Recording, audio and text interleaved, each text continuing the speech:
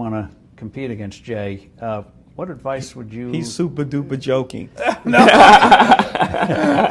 What advice would you have for a man who's succeeded in a business where it's often short-lived, being convulsed?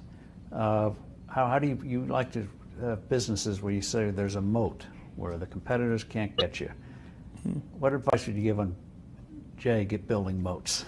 Well, he's building moats, I mean, all the time. I mean, obviously, and that's why he's succeeding, even though he's moved beyond the age that you normally associate his field with. So the best moat you can have is your own talent. You know, I mean, they can't take it away from you.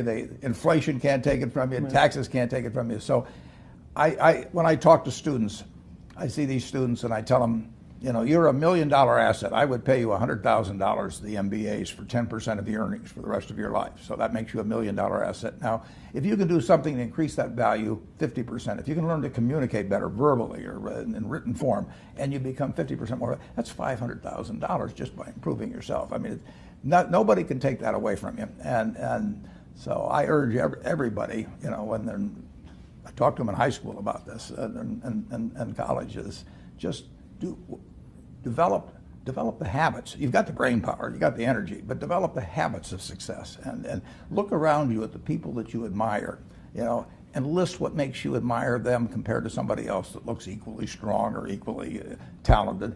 And those are things that you can do. I mean, just write them down.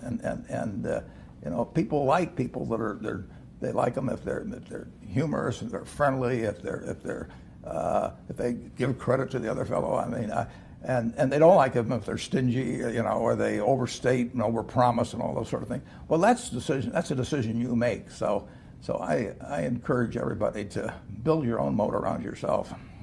Jay, you have any advice you want to give to Warren on building moats? I mean, what am I going to say to this guy, man? He can do things I can't do. Believe me, I can't do anything. He's a brilliant thinker.